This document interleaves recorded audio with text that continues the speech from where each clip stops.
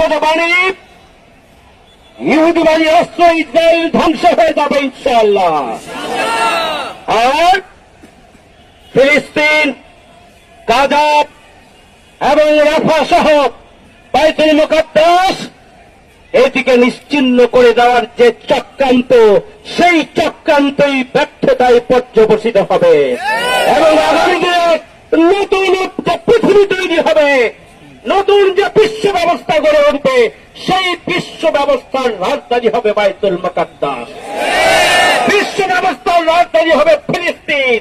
সুতরাং ইসলাম বিরোধী শক্তি, ওই ইহুদিবাদী দোসররা, যাদের শক্তি এবং সামর্থ্য নিয়ে ইহুদিরা আজকে ফিলিস্তিনের অস্তিত্বকে মুছে ফেলে দেওয়ার ষড়যন্ত্র করছেন, আমরা তাদের কাছে পরিষ্কার করতে চাই, ফিলিস্তিনকে আপনারা অস্তিত্বহীন করে নিশ্চিহ্ন করতে পারবেন না।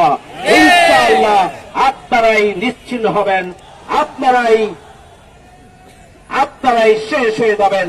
আপনাদেরকে ইসরায়েলকে পৃথিবীর মানচিত্রে খুঁজে পাওয়া যাবে না।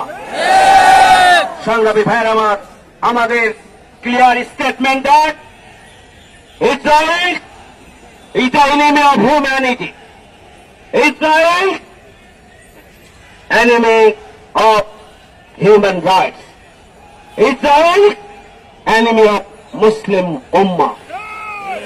Israel, enemy of human mankind. Sure, build a strong resistance against Israel.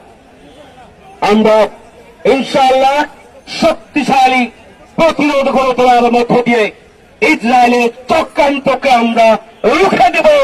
Bangladesh থেকেই তার যাত্রা শুরু হবে এবং বিশ্বব্যাপী মুসলিম উম্মাহ ঐক্যবদ্ধ হয়ে ফিলিস্তিনকে রক্ষা করবে এবং ইসরায়েলি রাষ্ট্রের বিরুদ্ধে তীব্র প্রতিরোধ গড়ে তুলবে ইনশাআল্লাহ।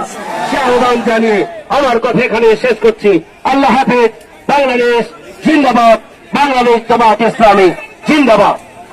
আমাদের মিছিল এখন শুরু হবে। আপনারা মিডিয়ার কর্মী ভাইদেরকে সামনে যাওয়ার সুযোগ করে দেন, মিডিয়ার কর্মী ভাইদেরকে সামনে যাওয়ার সুযোগ করে দেন।